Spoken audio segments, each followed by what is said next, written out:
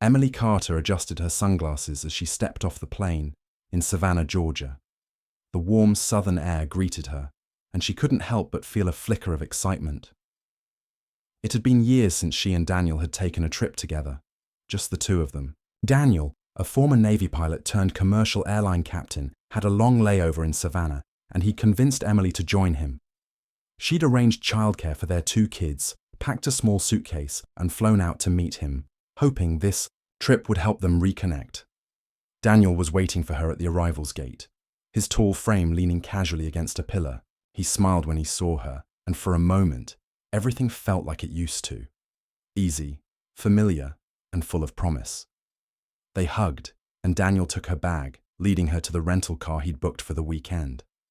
"I thought we'd start with dinner at this little place I found downtown," Daniel said as they drove into the historic district.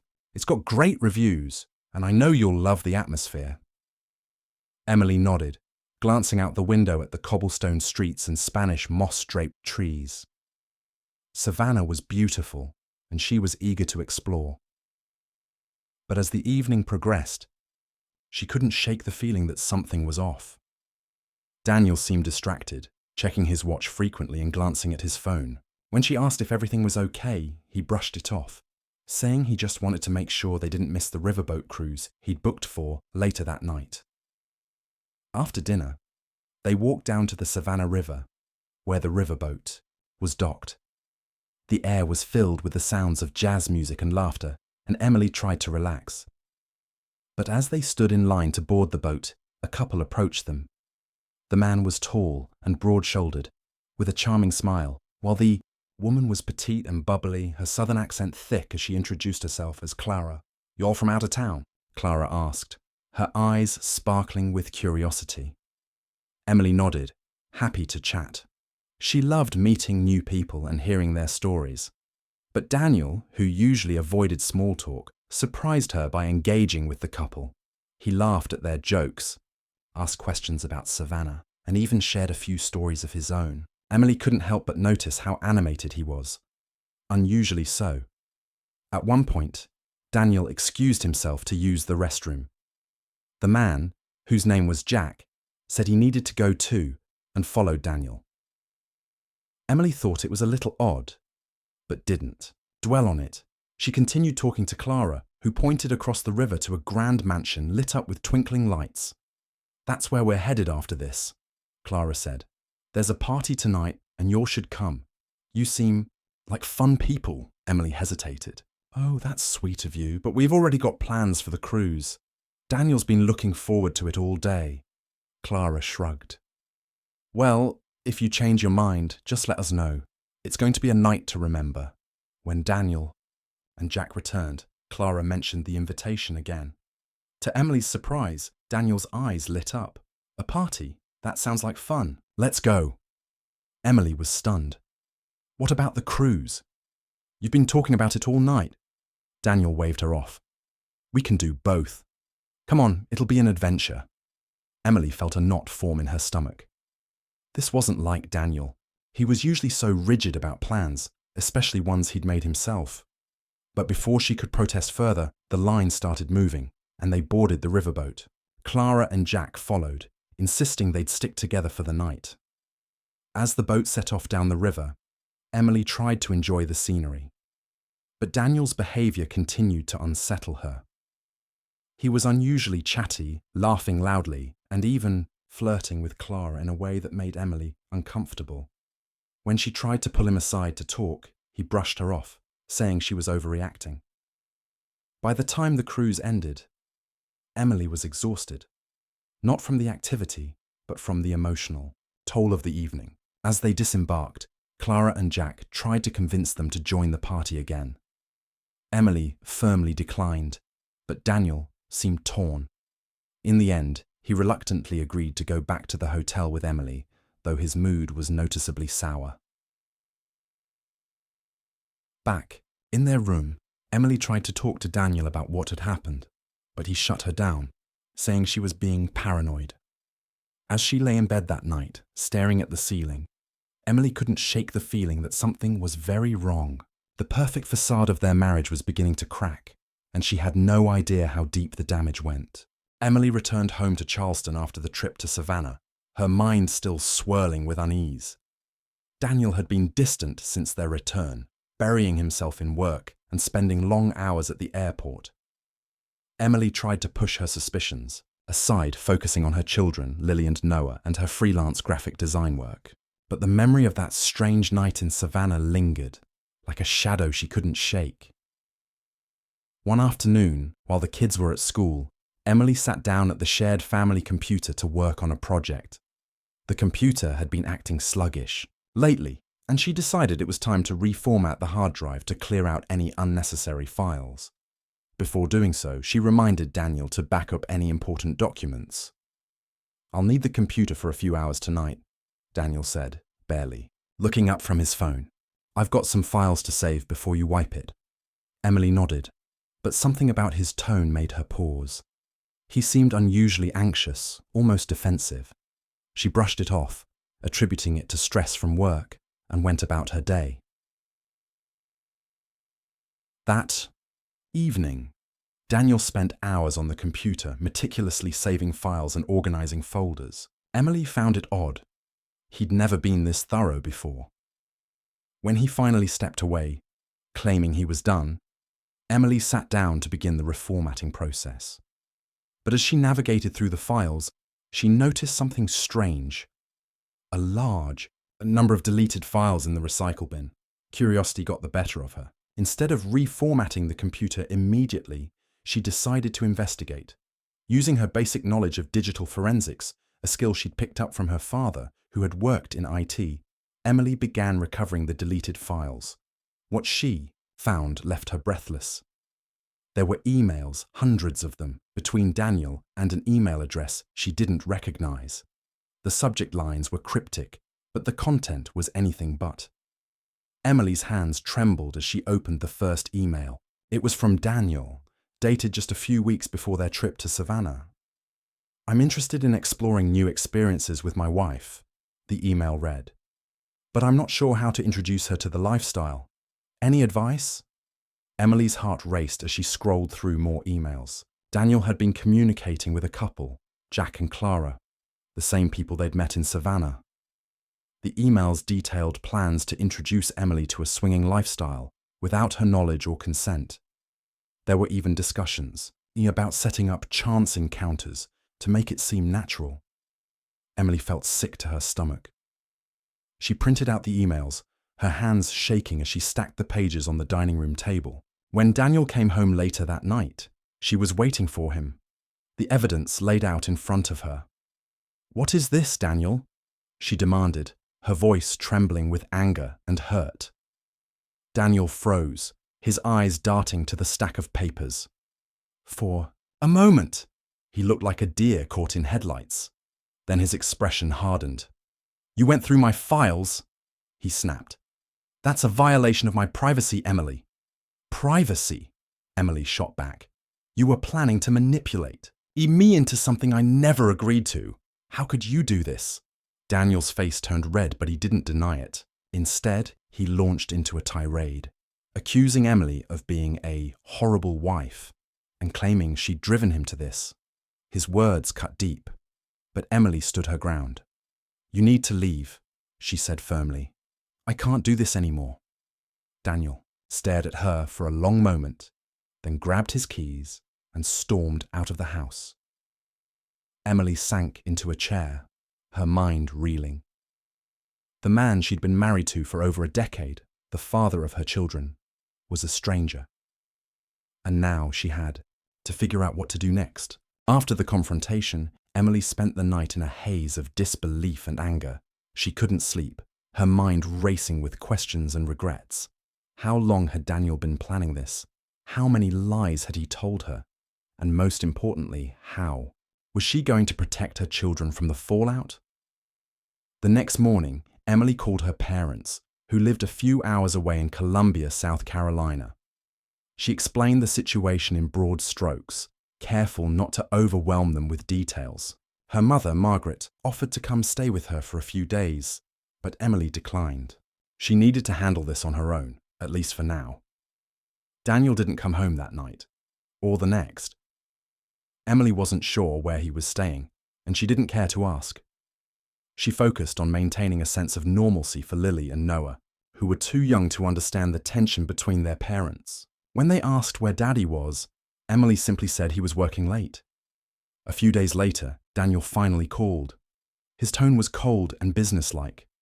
"I've rented a place in Atlanta," he said. "I'll be staying there for a while. I'll come by this weekend to pick up some of my things." Emily didn't argue. She hung up the phone and immediately started packing his belongings. She didn't want him lingering in the house any longer than necessary. When Daniel arrived that weekend, the atmosphere was tense. He avoided eye contact with Emily, focusing instead on loading his suitcases into the car. Lily and Noah, sensing the tension, clung to their mother, their small faces filled with confusion. "Daddy, are you going on a trip?" Lily asked, her voice trembling. Daniel hesitated, then forced a smile. "Yes, sweetheart. Just for a little while. I'll see. You soon, okay?" Noah, ever the observant one, frowned. "Why can't you stay here?" Daniel didn't have an answer. He ruffled Noah's hair and climbed into the car without another word. Emily watched him drive away, a mix of relief and sadness washing over her. She knew this was the right decision, but it didn't make it any easier. Over the next few weeks, Emily adjusted to life as a single parent. Daniel called occasionally to check on the kids, but his conversations with Emily were brief and strained. He didn't apologize or offer any explanation for his actions. Instead, he seemed to resent her for kicking him out, as if she were the one who had betrayed their marriage. Emily threw herself into her work, taking on extra projects to make ends meet. She also started seeing a therapist, hoping to process the emotional toll of the separation. It wasn't easy, but she was determined to rebuild her life, for herself and for her children. One evening, as she tucked Lily and Noah into bed, Emily felt a glimmer of hope. They were resilient, just like her. And as long as they had each other, they would be okay. But the peace didn't last long. A few days later, Emily received a call from her doctor. She'd been feeling unusually tired lately, and her period, and was late. She'd chalked it up to stress, but the doctor's words stopped her in her tracks. "Emily, you're pregnant." Emily sat in the doctor's office, her mind spinning. Pregnant. The word echoed in her head, a mix of emotions flooding her. Shock, fear, and a strange, unexpected flicker of hope. She hadn't planned for this. With Daniel gone and their marriage in shambles, the timing couldn't have been worse. But as she placed a hand on her still flat stomach, she felt a surge of determination. This was her child, and she would do whatever it took to protect them. Dr. Harper, her OB-GYN, noticed the look on Emily's face and offered a reassuring smile. "I know this is a lot to process," she said gently. "But you're healthy, and the baby looks good so far. We'll monitor you closely, especially given the stress you've been under." Emily nodded, trying to absorb the information. "What do I need to do?" she asked. "For now, just take care of yourself," Dr. Harper replied. "Eat well, rest, and try to reduce stress as much as possible. I'll see you again in a few weeks for another checkup." As Emily left the office, she felt a strange mix of emotions. She was scared, yes, but also oddly hopeful.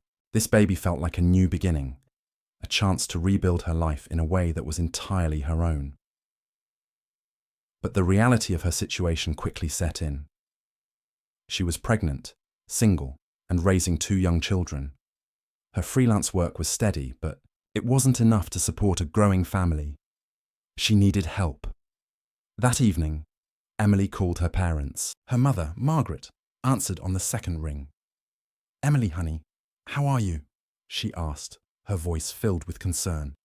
"I'm okay," Emily said, hesitating. "Actually, I have some news. I'm pregnant." There was a long pause on the other end of the line. Then Margaret exhaled sharply. "Oh, Emily, are you sure you're ready for this?" "I don't know," Emily admitted. But I don't have a choice. I have to be ready. Margaret sighed. Well, you know, we're here for you. Whatever you need, we'll help. Emily felt a wave of relief. Her parents had always been her rock, and she knew she could count on them. But she also knew she couldn't rely on them forever. She needed to find a way to stand on her own 2 feet. Over the next few weeks, Emily threw herself into preparing for the baby. She started setting aside money from her freelance work, knowing she'd need it for medical bills and baby supplies. She also reached out to her neighbors, a tight-knit group of mums who had always been supportive. When they found out about her pregnancy, they immediately offered to help. "We've got you, Emily," said Sarah, one of her closest neighbors. "You're not in this alone." Emily was grateful for the support, but she couldn't shake the feeling of guilt. She didn't want to burden anyone, especially not her friends. But as her pregnancy progressed, she realized she had no choice but to lean on them. At her next doctor's appointment, Dr. Harper delivered some concerning news. "Emily, your ultrasound shows a placental tear," she said, her tone serious. "It's not severe right now, but it's something we need to monitor closely. You'll need to take it easy, no heavy lifting, no stress. Bed rest might be necessary if it gets worse." Emily's heart sank. Bed rest? How was she supposed to take care of Lily and Noah if she was stuck in bed? But she nodded, determined to do whatever it took to protect her baby. When she got home, she called Sarah and explained the situation. Without hesitation, Sarah offered to help with the kids. "We'll take turns," she said. "You focus on staying healthy. We've got this." Emily felt a lump form in her throat. She didn't know how she would have gotten through this without her friends and family. But as she lay in bed that night, her hand resting on her growing belly, she felt a flicker of hope. This baby was a new chapter in her life, a chance to start over, no matter how difficult the road ahead might be. Emily's pregnancy progressed, but the placental tear remained a constant concern. She followed Dr. Harper's orders to the letter, staying on bed rest and avoiding any unnecessary stress. Her neighbors and friends stepped up in a big way, taking turns caring for Lily and Noah, bringing meals, and even helping with household chores. Emily was grateful, but she couldn't shake the feeling of helplessness. She hated relying on others, especially when she felt like she should be the one taking care of her family. One Saturday morning, Emily woke up feeling off. She couldn't quite put her finger on it, but something didn't feel right. She tried to brush it off, attributing it to the stress of bed rest and the constant worry about the baby. But as the day went on, the feeling grew stronger. By late afternoon, Emily knew something was wrong. She called Dr. Harper, who advised her to come to the hospital immediately. Emily's neighbor Sarah was at her house within minutes, ready to drive her to the emergency room. "The kids will be fine," Sarah assured her as they hurried to the car. "We've got this. You just focus on you and the baby." At the hospital, Emily was rushed into an examination room. Dr. Harper arrived shortly after, her face tense as she reviewed the ultrasound results. "Emily, the tear has worsened," she said gently. "We need to monitor you closely, but I want you to be prepared. There's a chance we might need to deliver the baby early." Emily's heart sank. She was only 23 weeks along, far too early for the baby to survive on its own. She nodded, trying to stay calm, but inside, she was terrified. The next few hours were a blur. Emily was hooked up to monitors, and the medical team kept a close eye on her vitals and the baby's heartbeat. For a while, it seemed like things might stabilize. But then, late that night, everything changed. Emily woke up in a cold sweat, her body racked with pain. She called for the nurse, who rushed in and immediately called Dr. Harper. The baby was coming, and there was no stopping it. The delivery was quick, but traumatic. Emily gave birth to a tiny baby boy, his fragile body barely the size of her hand. The medical team worked frantically to stabilize him, but it was no use. He was too small, too underdeveloped to survive. Emily held her son for a few precious moments, tears streaming down her face as she whispered goodbye. She named him Matthew, after her grandfather, and cradled him until he took his last breath. The next few days were a haze of grief and exhaustion. Emily's parents flew in to help with Lily and Noah, while her neighbours continued to support her in any way they could. But despite their efforts, Emily felt utterly alone. Daniel hadn't even called to check on her, let alone come to the hospital. His absence was a painful reminder of how far their marriage had fallen. When Emily was finally discharged from the hospital, she returned home to a house that felt emptier than ever. She tried to put on a brave face for Lily and Noah, but inside she was shattered. The loss of Matthew had left a hole in her heart that she wasn't sure would ever heal. But even in her grief, Emily knew she had to keep going. She had 2 children who depended on her, and she couldn't let them down. As she tucked Lily and Noah into bed that night, she made a silent promise to herself. No matter what, she would find a way to rebuild her life, for them and for the memory of the son she had lost. The days following Matthew's birth and passing were a blur for Emily. She moved through her routines mechanically, her mind numb from the weight of her grief. Her parents stayed with her for a week, helping with Lily and Noah, but eventually they had to return to their own lives. Emily's neighbours continued to step in, bringing meals and offering to watch the kids, but the emptiness in her heart remained. Daniel's absence was a constant, painful reminder of how far their marriage had deteriorated. He hadn't called or visited during her hospital stay, and when Emily finally mustered the strength to reach out, his response was cold and dismissive. "I'm sorry for your loss," he said over the phone, his tone flat and emotionless. "But I've got a lot going on here. I can't just drop everything and come running." Emily hung up the phone, stunned by his callousness. She had expected more from him, even after everything that had happened, but his reaction only solidified her resolve to move forward without him. A few days later, Emily returned to the hospital for a follow-up appointment with Dr. Harper. The physical recovery from the birth had been difficult, but the emotional scars ran much deeper. Dr. Harper was sympathetic, offering words of comfort and encouragement. "You've been through something incredibly traumatic," Dr. Harper said gently. "It's going to take time to heal, both physically and emotionally. Don't rush yourself." Emily nodded, but inside she felt anything but patient. She wanted to move on, to put the pain behind her and focus on rebuilding her life. But the grief was relentless, a constant shadow that followed her everywhere she went.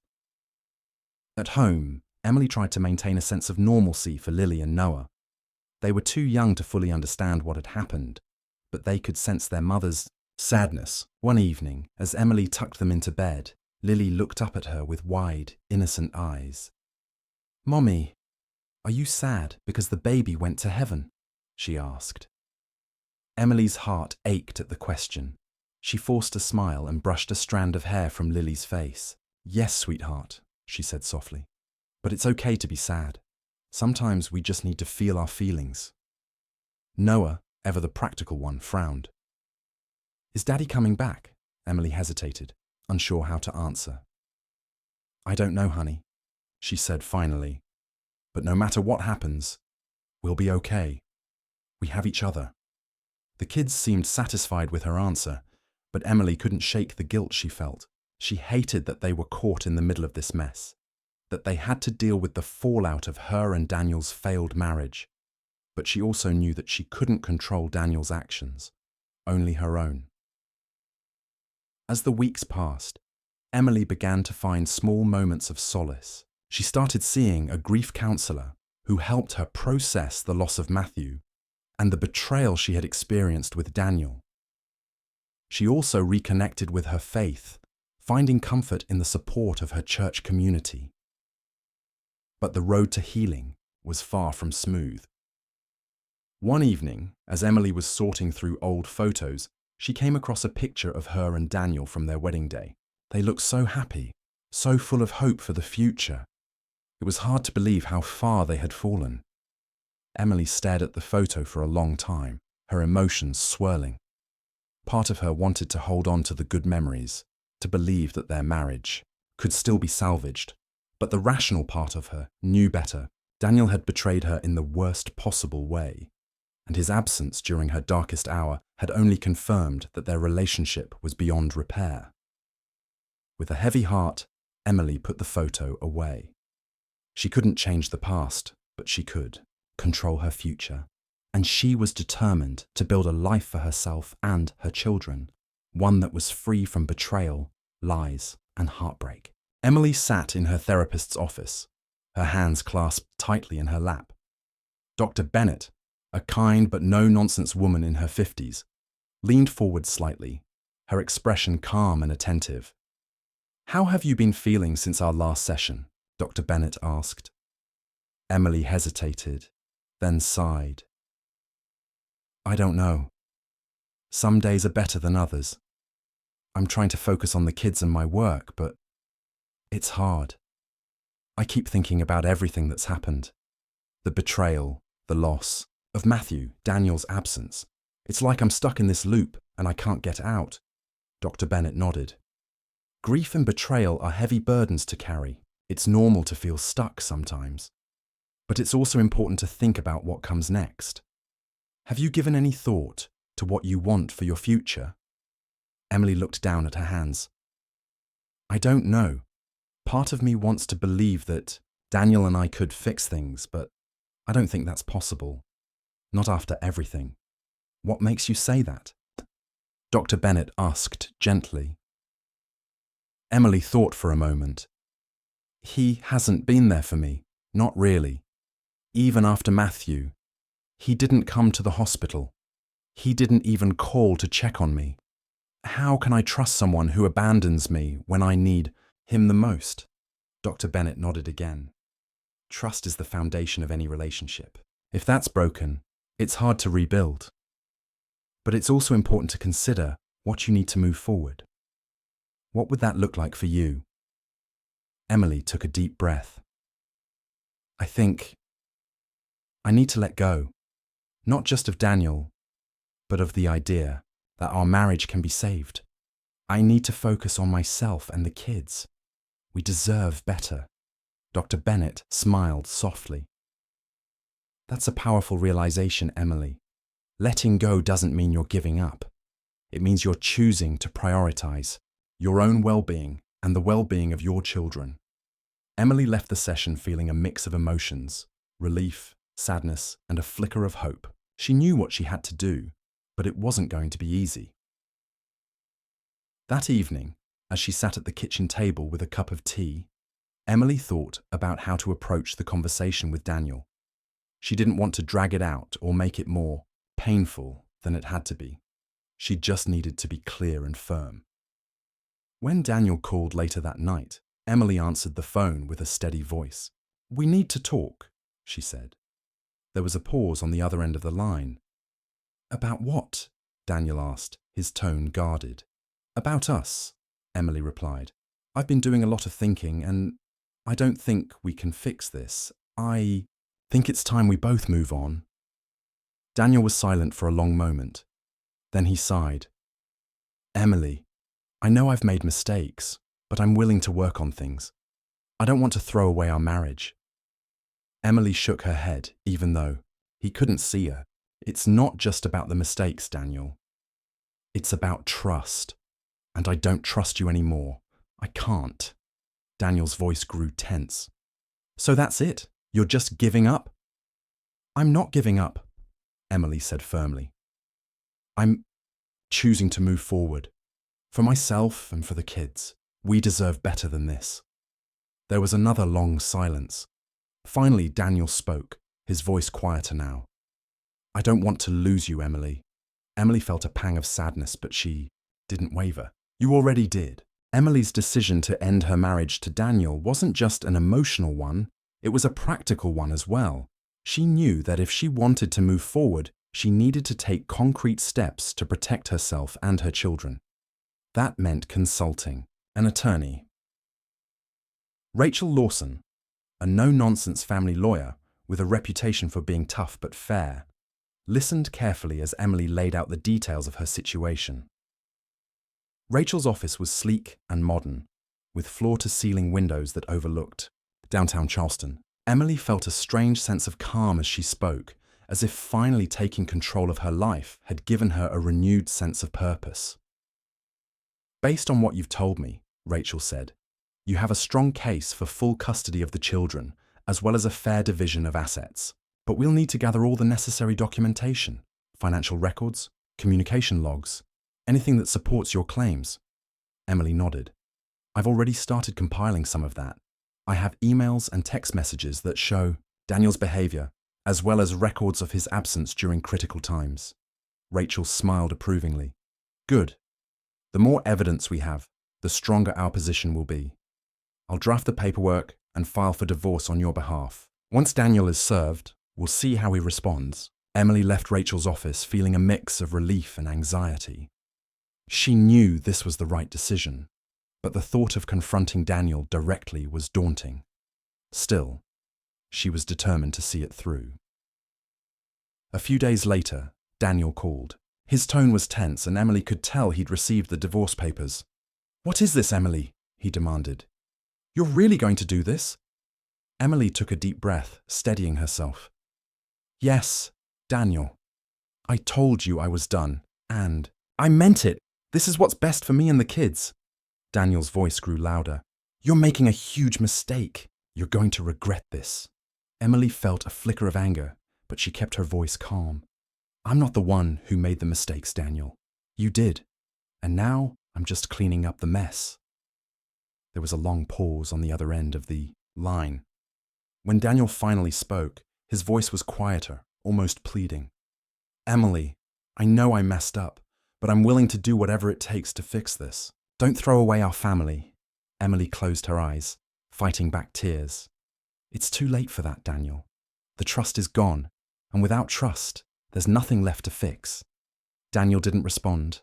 After a moment, Emily heard the click of the line disconnecting. She set the phone down and exhaled slowly, feeling a strange mix of sadness and relief. The hardest part was over, or so she thought. The divorce proceedings began a few weeks after Emily filed the paperwork. The process was grueling, with both sides presenting their cases in front of a family court judge. Emily's attorney, Rachel Lawson, was a fierce advocate, meticulously, presenting evidence of Daniel's neglect and betrayal. Daniel, on the other hand, seemed unprepared and defensive, his arguments weak and unconvincing. The courtroom was tense as Rachel laid out Emily's case. She presented emails, text messages, and witness statements that painted a clear picture of Daniel's absence during critical moments in Emily's life, most notably his failure to be there during her hospitalization and the loss of their baby, Matthew. "Your Honor," Rachel said, her voice steady and confident, "my client has been the primary caregiver for their children throughout the marriage. She has shown resilience and strength in the face of immense personal challenges, while Mr. Carter has repeatedly demonstrated a lack of commitment to his family." Daniel's attorney attempted to counter Rachel's arguments, claiming that Daniel's work schedule and military obligations had made it difficult for him to be present. But the judge wasn't swayed.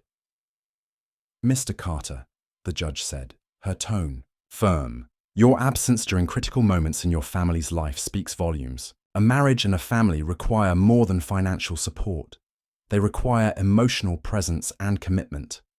Based on the evidence presented, it's clear that Mrs. Carter has been the stabilizing force in this family."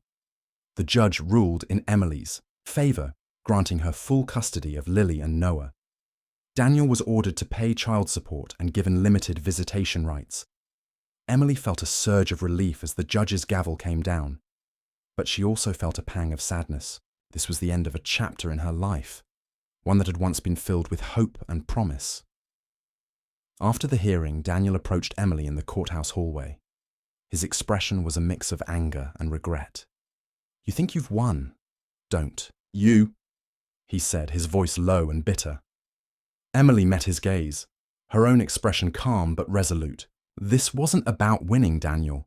It was about doing what's best for the kids, and for me." Daniel shook his head. "You're going to regret this, Emily. You'll see." Emily didn't respond. She turned and walked away, her head held high. She knew Daniel's words were meant to hurt her, but they didn't. She had made the right decision, and she was ready to move forward. A year after the divorce was finalized, Emily stood in the doorway of her new home in Asheville, North Carolina. The move had been a big decision, but it felt like the right one. Charleston held too many painful memories, and Emily wanted a fresh start for herself and her children. The house was smaller than the one they'd left behind, but it was cozy and filled with light. Emily had spent weeks painting the walls and decorating, turning the space into a warm and welcoming home. Lily and Noah had their own rooms, and the backyard was perfect for them to play in. As Emily unpacked the last box, she felt a sense of peace she hadn't felt in years. The legal battles were behind her, and she was finally free to build the life she wanted. She had found a new job as a graphic designer for a local marketing firm, and the kids were adjusting well to their new school. One evening, as Emily sat on the porch with a cup of tea, Lily and Noah ran up to her, their faces glowing with excitement. "Mum, look what we found," Lily said, holding up a small, smooth stone. "It's a wishing rock," Noah added. "You're supposed to make a wish and throw it in the water." Emily smiled, taking the stone from Lily. "What should I wish for?" she asked. Lily thought, for a moment. "Wish for us to be happy forever." Emily's heart swelled with love for her children. She closed her eyes, made the wish, and tossed the stone into the small creek that ran behind their house. As she watched it sink beneath the surface, she felt a sense of hope for the future.